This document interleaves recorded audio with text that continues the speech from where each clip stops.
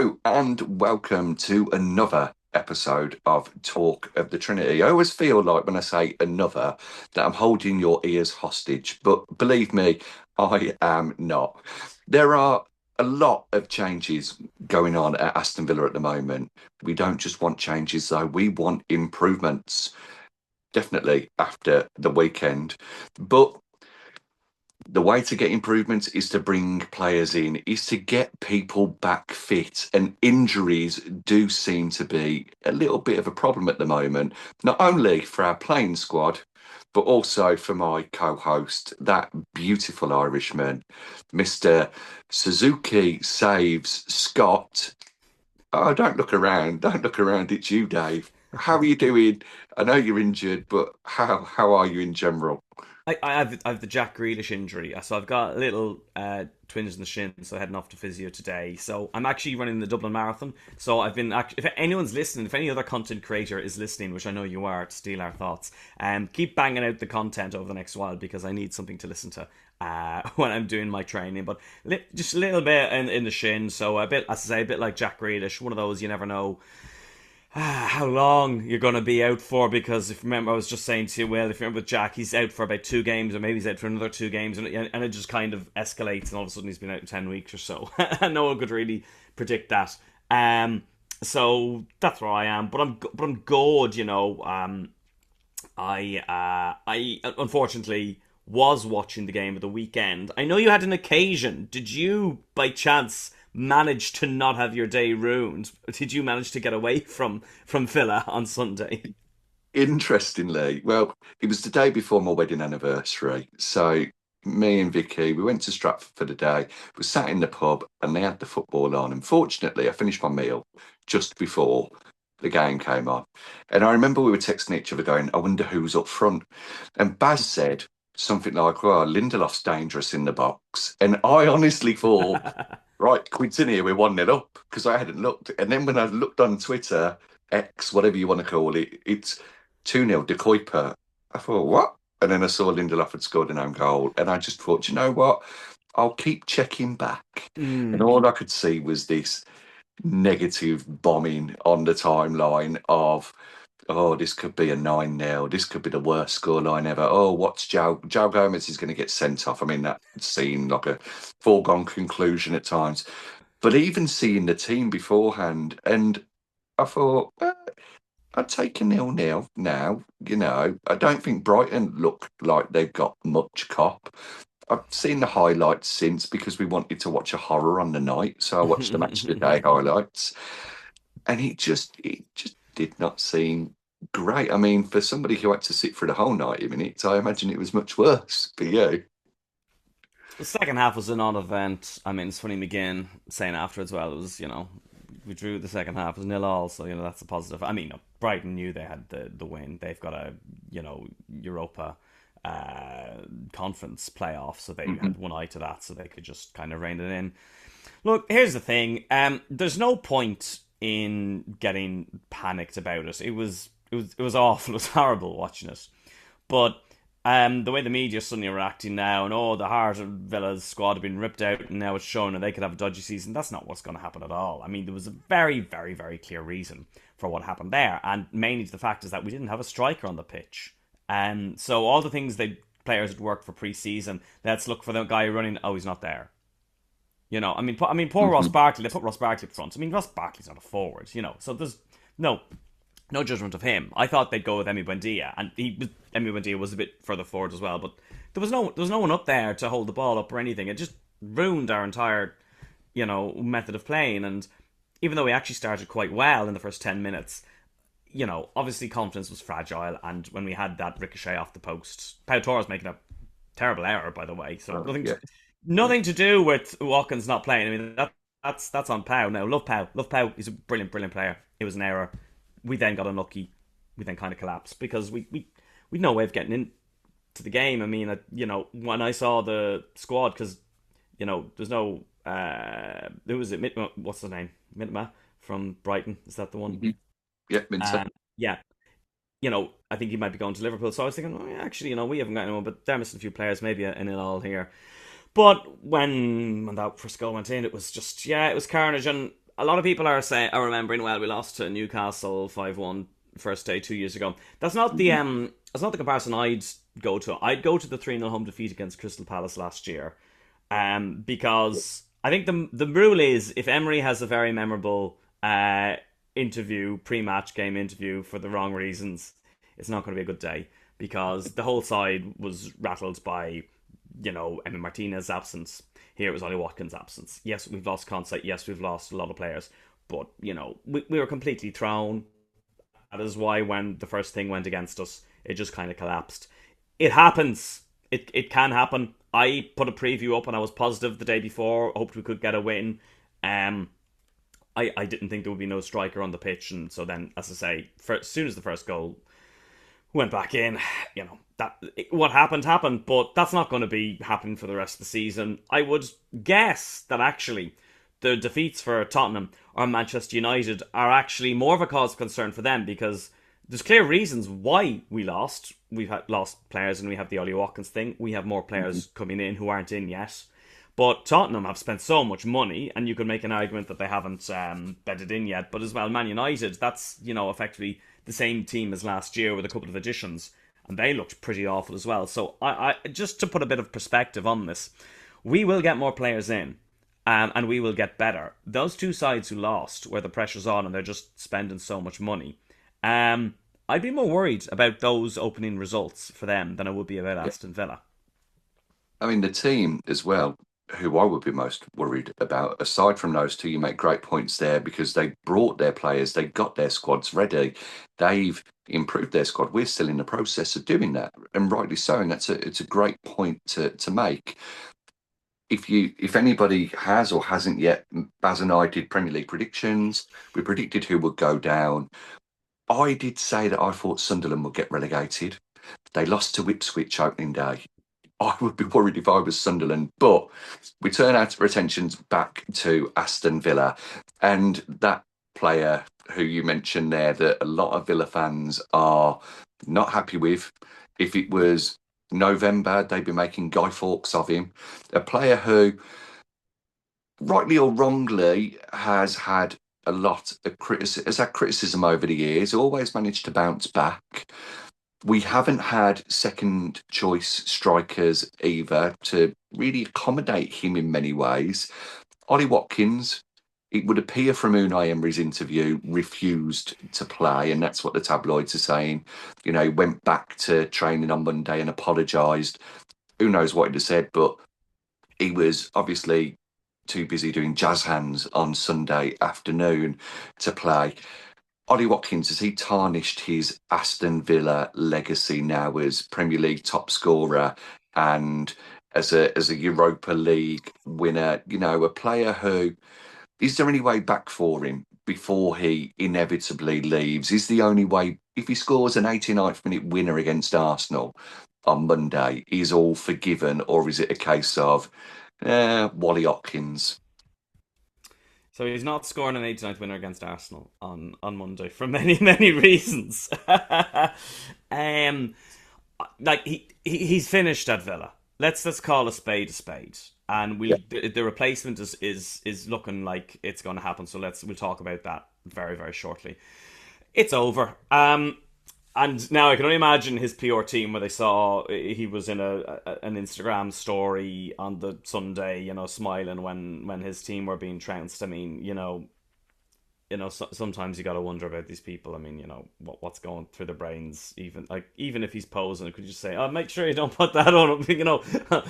Me team has been destroyed at the South Coast, and I'm not there. I'm here smiling. Yeah, so. So I imagine they were quickly onto it and said, "Look, you could get that down and cop on and go in and say sorry because you're and actually maybe there's a knock-on thing. Maybe the sponsorship deals. We don't want him if everyone hates him. So maybe that's a very cynical view of me. But I mean, is that why he was back in saying sorry on the Monday? It's done. It's over. I mean, and you remember back to Dwight York. Mhm. I don't remember Dwight York any differently because he was a brilliant, brilliant player for us, but it's hard to forget the events that surrounding his departure to Man United, that game against Everton, where he put the Villa jersey on and went out there, but, according to John Gregory in interviews, just didn't play, So, I mean, you don't forget those kind of things. So it's kind of, you cannot rewrite Ollie Watkins' immense contribution to Aston Villa in terms of, really kicking on after we stayed up, from turning us into a team that can go and fight for Europe, and it took a couple of years to do it, but he's a huge part of that, and he has served Villa. Villa have served him, and we Yeah. have got rid of the likes of Danny Ings, of John Duran, really to accommodate Watkins. Oh well, at least the decision was, we're going to go with Watkins, and you got to go out the door.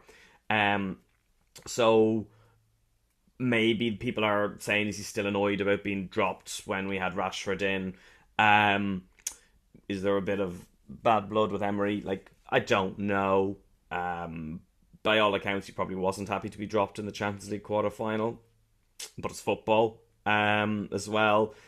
And the other thing, so you mentioned the agent, so we don't know what happened. So please can we not get any letters from people complaining? But it would Lots appear, of us. Baz, we'll get Baz, so we have Baz. That's it.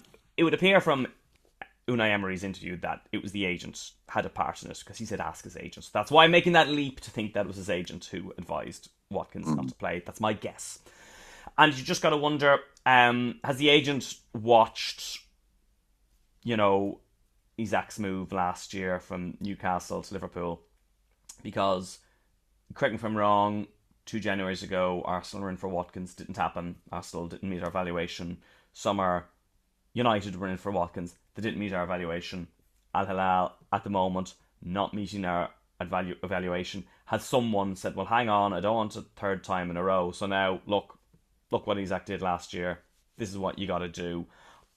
That might be my guess of what happened. And it's a sting at the end of a brilliant Aston Villa career. Yeah, definitely. I think if he'd have stuck around, even if he'd have done one more season and then said, I've got a year left on my contract, I don't want to leave for free. Will you sell me for 20 million? Something like that. I'm going to go and play in Saudi Arabia and make some money. You'd have accepted it. Brian Maggio's coming through. Abraham could have taken over the mantle of being the main man there. Watkins probably would have become vice captain behind John McGinn. It's just, it's disappointing more than anything else. And I think that's probably the worst thing. It's like a parent saying to their child, I'm not angry at you, I'm just disappointed. And Watkins, if he'd have gone about this the right way, he would probably get cheered whenever he came to Villa Park. But if he goes to Saudi for a year, comes back, joins Arsenal, Brentford, someone else plays at Villa Park, you can guarantee he's going to get booed. I mean, 400,000 a week, allegedly, what he's being offered is a lot to turn down. He probably does feel that he's achieved everything that he can at the club. Fair enough. We wish you well, but go about these transfers in the way that Esri Konsa, Morgan Rogers, Yuri Tielemans, Luca Din have this summer. Don't be an Emmy Martinez who on the bus last year was saying they were wrong. I didn't want to leave. Unai Emery's come out this year and gone, it's been trying to live for 2 years. Amazing. Loved it. Yeah. And But Martin is no closer to leaving, though there are rumours today that Chelsea have submitted a bid for him now, which does that play into other transfers we'll come oh, on to in a minute. But Emmy Martinez, what do you do with him? Do you sell him to Chelsea? Do you sell him abroad? Are there coaches sell him to another Premier League side, knowing how good he can be, or is it a case of you move abroad, and if you don't move abroad, we're just gonna put you in the reserves on 150 grand a week and just not play you, or is it a case of you're going to be sat on the bench ahead of Marco Bizot and Zion is going to be our number one? I mean, what do you do with Martinez now? You're the Martinez expert. I suppose he'd be an improvement on Marco Bizot as the reserve keeper. I'd love to know what our situation with squad cost ratio is, and I obviously we need to try to offload Martinez. I don't know why clubs aren't queuing up for him, but they're not. They just don't seem to be now. I did hear about the Chelsea bid, and it makes sense because Chelsea Mhm. do need a good goalkeeper. There's obviously issues now with players going between Villa and Chelsea, which could really complicate matters. But we will talk about that very very shortly. Mm, The Martinez situation is Villa have moved on, and their new number one is Zion Suzuki. That mhm. is fine, and that's the decision Aston Villa have made. If no one comes in for Emi Martinez, he's sitting on the bench. I would guess he'll probably get a surgery on his finger. If it would be his decision then. Um, and then we'd look to offload him in January. That being said, as my Arsenal mate, who I don't even want to talk to ahead of next Monday night, thinks that it's the perfect situation for him to go get a surgery, then come back and step in for Suzuki when he's gone to the Asian Cup. So we got to try and move him on. His days as Villa number one are over. Mhm. But much the same way as Leon Bailey, if no one comes in to sign him, he's going to have to sit and just hope. I hope we can afford his wages. It's not ideal to have someone on high wages as a reserve, but it may happen because someone is going to want to take him.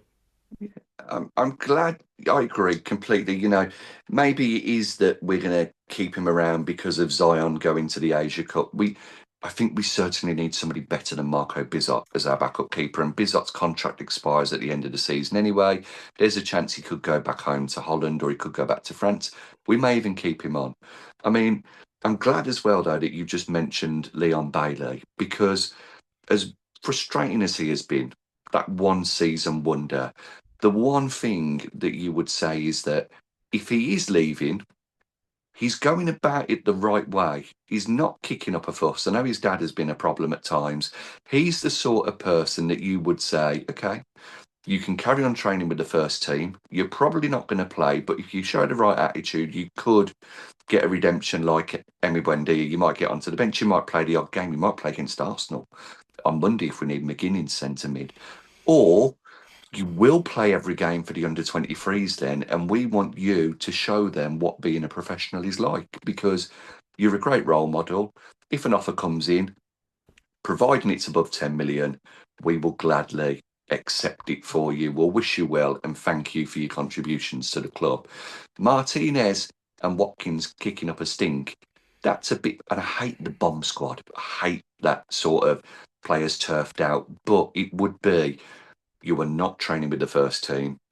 You're expected to be professional. You go and train with the under 23s. You might not even play for them like Bailey. You're on the bench for them.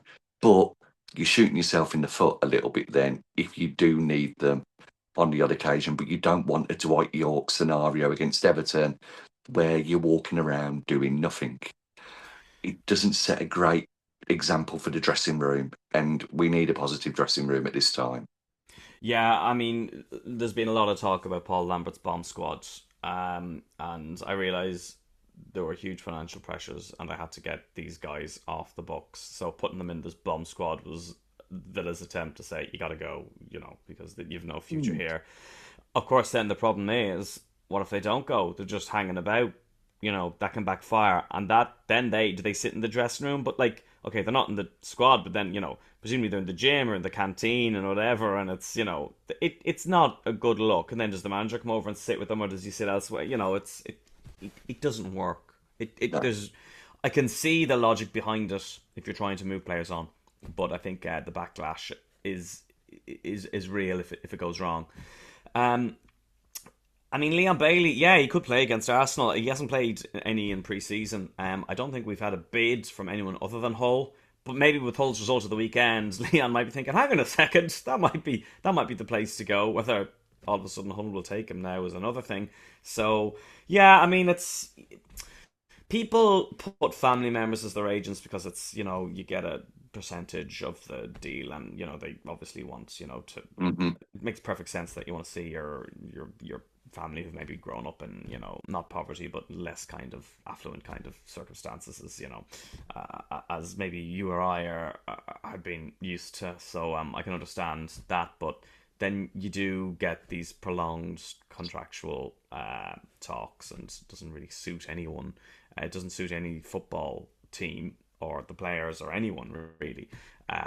So we're just gonna have to wait and see what happens there. I've no idea. If I had to was a betting person, I'd probably say I'd probably still think Hull is the most likely, if they're happy to take him at this stage. But yeah, he could do a job for us up front next Monday if Tammy's not back and we haven't signed a potential new attacker.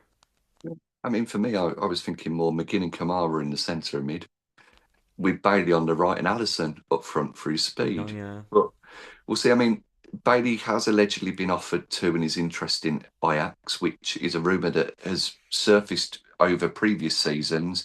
And do you know what? I wish him all the best. He hasn't seemed to cause any problems. He's just not quite good enough for us. But when we look at players who are good enough for us, there are 1,000 rumours at the moment linked with Aston Villa. And we'll go from back to front. So the two centre halves that we're linked with, and it wouldn't surprise me at all if we brought both of them in as a long-term contingency for Mings and Lindelof. One, Taylor Harwood Bellis, who we've allegedly offered 20 million for plus 4 million add-ons. Yep, but they want closer to 30 million. He didn't play against Stoke because his head wasn't in the game. So we've rattled him already. English player helps the homegrown quota.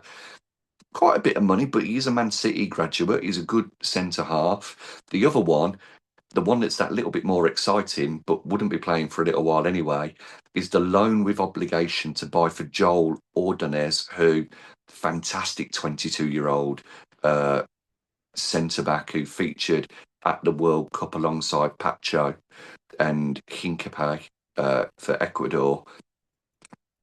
I I'd like both of them. I'm going to be greedy. I would love both of them in, but Ordonez is the one that intrigues me more. He's done well whenever he's played against Villa in these yeah. European competitions.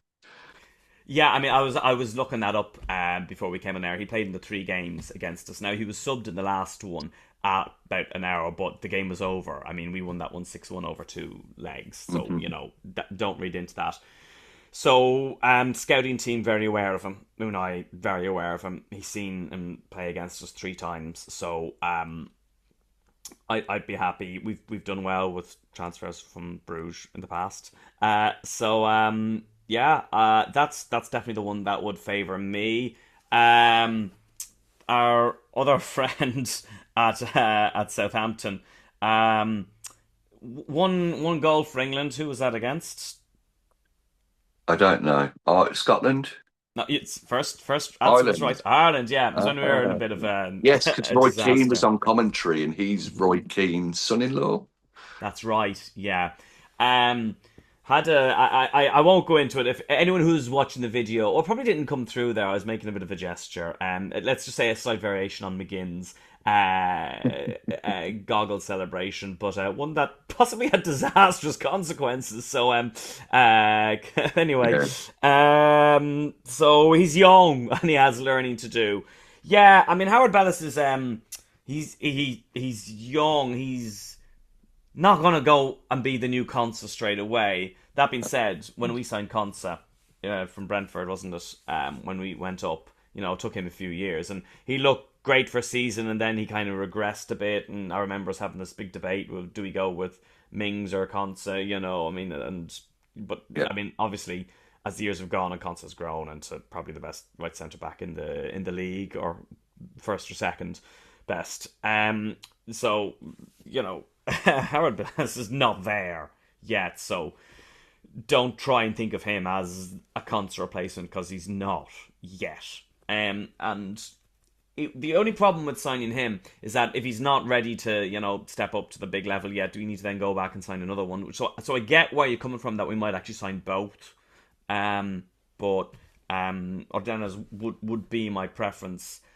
That being said, we do have a quota with homegrown players now. Our problem, I should say, with them having as enough homegrown players. So maybe Howard Bellis ticks that box. But I'd be a little more excited about Ordones as someone to step into that constant role in the next few weeks. Yeah, and then you bring Ordonez in, and he gradually gets used to it. I mean, he'd be another Stuart Downing with the fact he's got the metatarsal injury, Oh yeah, he's injured, so he'd and fit then right in at gradually, Villa at the moment. yeah. I mean, The other thing is it time to put Cisse in alongside Pau Torres? Do we need that there rather than the stability of Lindelof? But that's a question for pre-Arsenal. I'm sure Okay. we'll talk about that next time potentially, or do a little episode. We move out of defence, and Harwood Bellis and Ordonez would both be great signing. Well, Ordonez definitely is the number one out of the two, but we'd take both of them. Centre mid, and the big rumours over the weekend were that Unai Emery had stepped up his desire to bring in Leon Goretzka from Bayern Munich, who a number of teams wanted. Didn't really seem that he'd be coming to the Villa, even though we've been interested allegedly all summer. But he's wanting approximately 100 to 115,000 a week to play for the Villa on a 2 to 3 year deal. I think it's 2 years with an option for a third. For me, even at the age of 31, with his hundreds of games that he played last season for Bayern, not hundreds, but a lot of the games that he played for them, he seems like the perfect central midfielder to be bringing in to replace a Tielemans, to replace a Ross Barkley potentially, to help a Lamar Bogard and Yao Gomez grow. He's the sort of box to box centre mid. He's not the same as Tielemans. We know we're moving away from that type of central midfield player, but he doesn't mind shooting from distance. He doesn't mind getting the tackles in. He's a leader who has won many, many trophies. You know, on a free transfer, I think I'd be correct in guessing that you'd be quite happy with Leon Goretzka coming in and making his home at Villa Park. Yeah, and the first I heard of this was you on Friday night, when I was just coming home from my lovely birthday dinner, and I was like, "Huh? Are we really?" So I mean, I have my phone here to check any updates because the transfer window is open and things can utterly change when Yeah, we're recording these episodes. According to Florian Plettenberg, who works for Sky in Germany, the deal's done. Like he's passed his medical. So now I'll hang on until it's announced because until he's there standing with Unai with the Villa jersey. But exactly, yeah, too many AI mock-ups at the moment of him in a Villa jersey. I want to see the real thing. Yeah, unbelievable. He'd be a leader. He'd step up. He'd be an anchor. He can take free kicks and set pieces, which I mean, he can do so much. He's so much experience. He's a winner. Look, I mean, and okay, he's 31, so he won't have much resale value. But if we're effectively getting him on a free, now there's going to be a signing on fee, but there'll be a signing on fee, and reportedly, what was it, 115 a week or something like that? Did you yeah, say something like that. something Yeah, like that? Yeah. I mean, and he's on more, so we can offload Demi. Fine, brilliant. Do it. Yeah, get him in, and that's a big difference. That's someone with maturity and experience who isn't going to get sent off when things are going against you in the first half. You know, yeah. I can see him adapting quickly to Emery's style because he's good on the ball and good passer and experience, can hold the ball up, can play. Very very excited about him. So if this transfer does happen, and as I say, the reports are looking good. I mean, this is a quality signing. So let's forget about the media noise I said at the start of Villa have had their heart ripped out.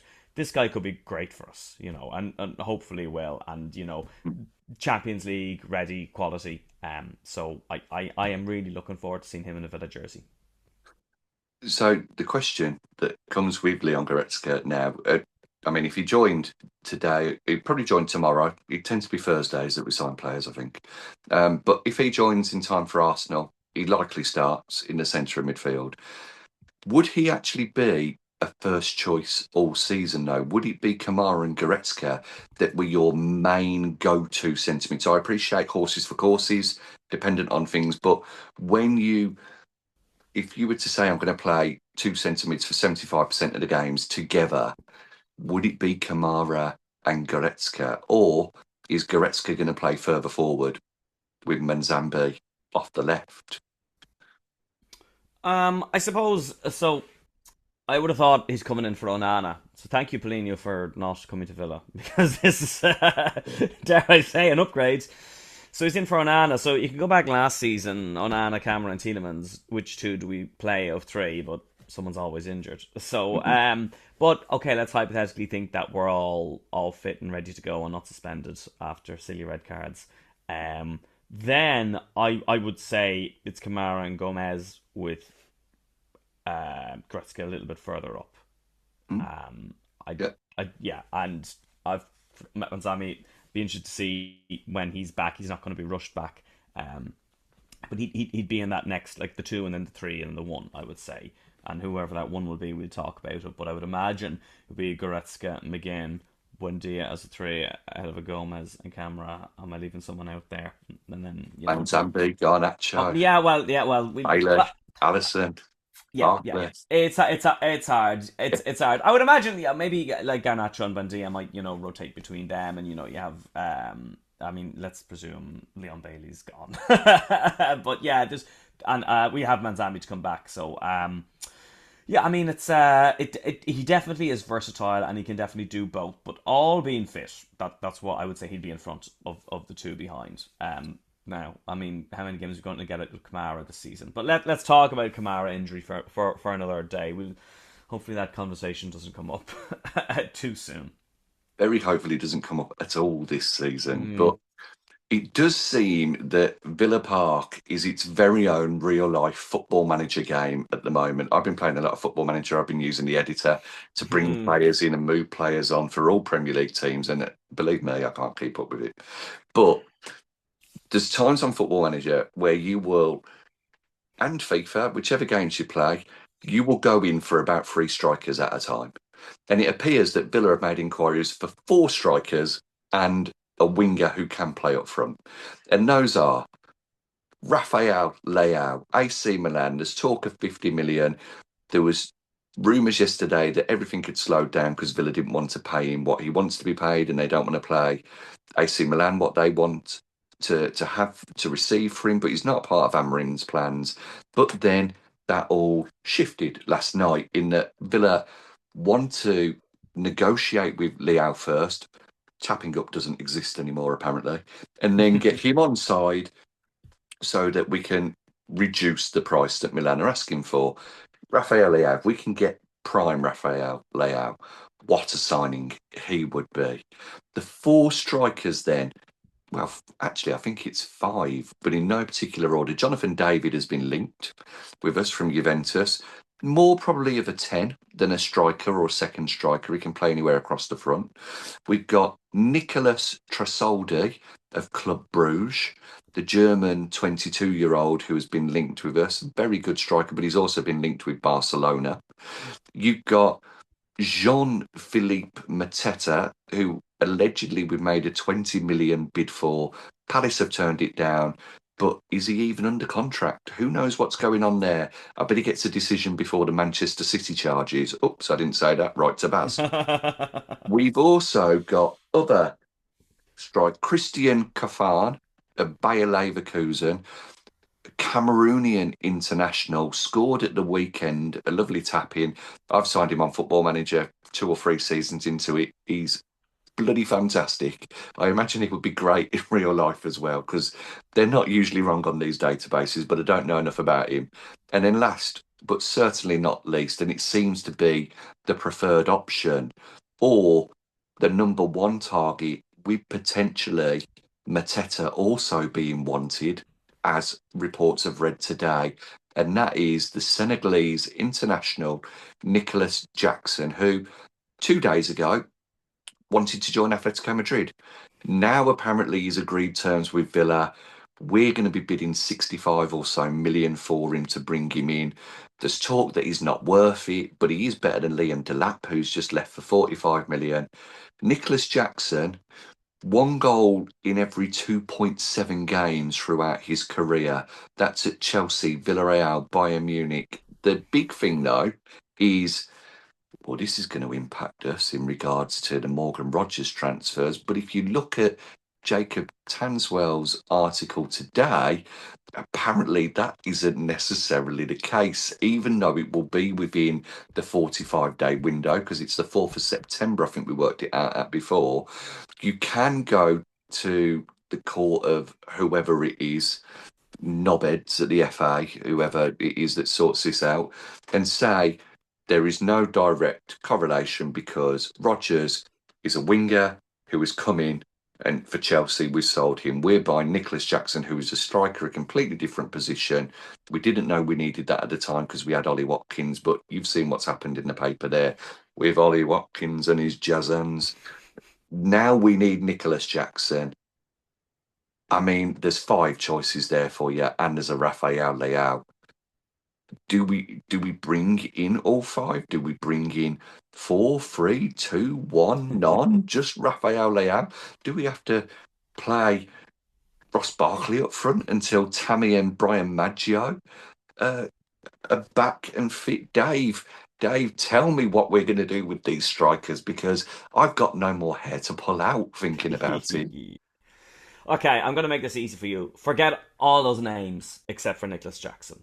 I have Okay, an idea. A few of them are smoke screens, and I'd have an idea that Mateta is the backup option if Jackson falls through. Spent a speculative bid or approach just to see where Crystal Palace were at because he is in the last year of his contract as well.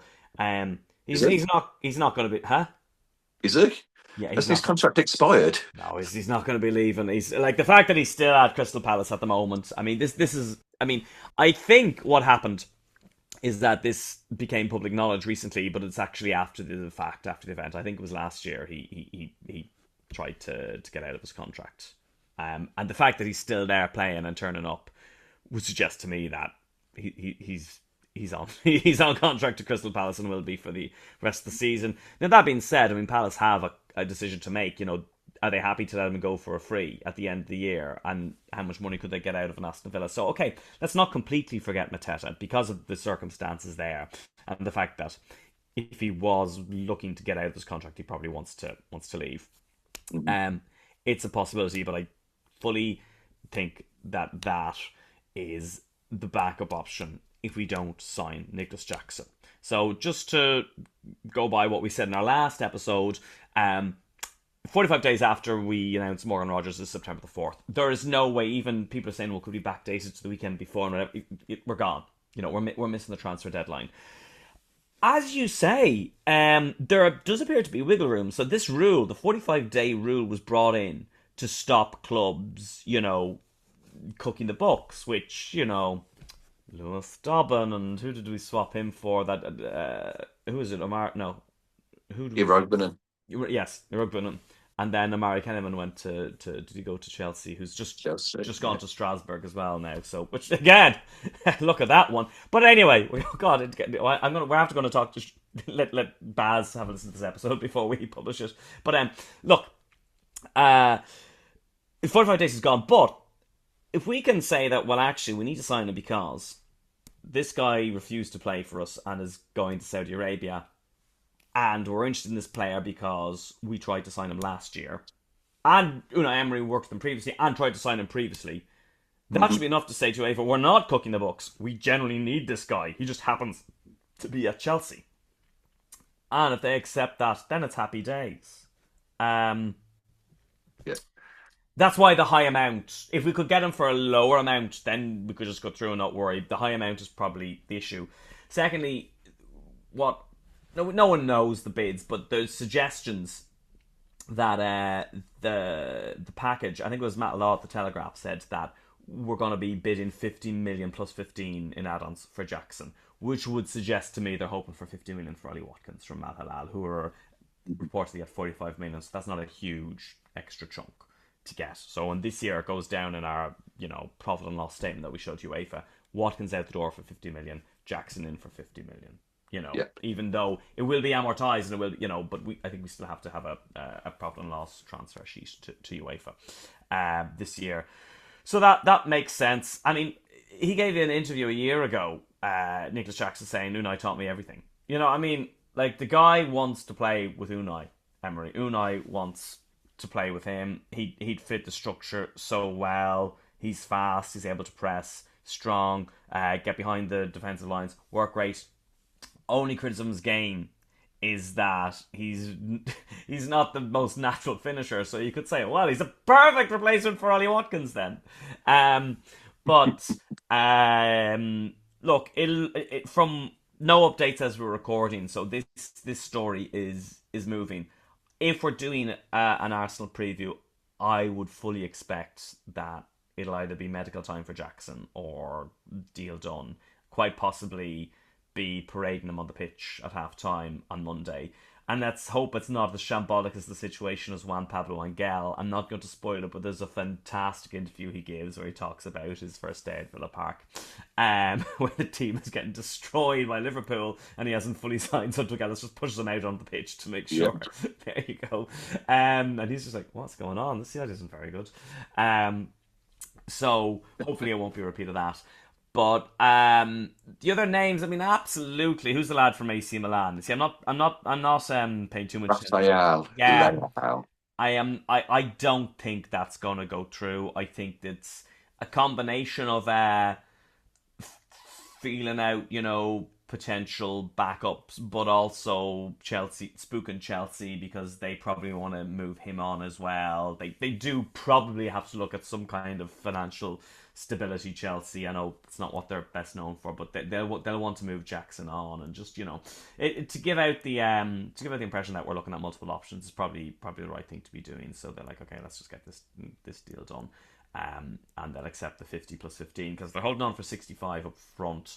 Then that might be an issue with us. So I'm excited about Nicholas Jackson. From what we're hearing in the Athletic, there is wiggle room with UEFA. So I think we just sign him, and then it's probably to UEFA to make our case for it. That's where we're at. But that's just it. So yeah, excited, and it probably, if you're looking for the long term, I think it is an upgrade in Ollie Watkins, and that's not to belittle Ollie Watkins. But if Jackson stays for a few years, and is happy with Emery, so again, hopefully Emery will stay around for a bit longer because he's got his man. Because there's all this nonsense. Oh, is Emery going to walk because of what's happening?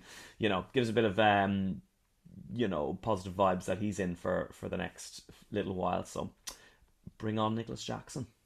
Well, I mean, if he's carries on with his one in every, let's round it up to three, then he's looking at 15 to $20 a season, and that would definitely be an a prolific striker that you want, that you'd be happy to have.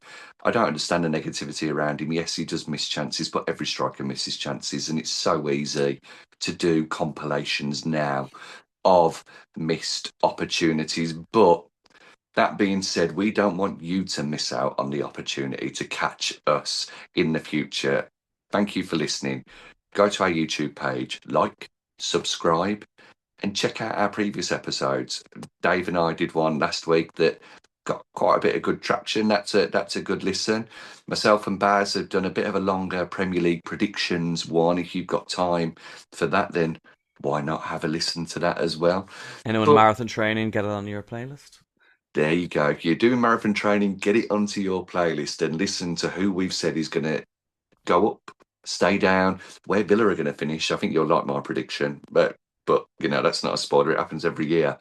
But whether you are listening on one of your marathon training runs, whether you're listening from the crane at the North Stand, from the warehouse at Villa Park, or just lay on your sofa in one of those new gorgeous Aston Villa Adidas Originals pieces or the kits, we would like to say cheers, Tar. Thank you very much for listening again and joining us.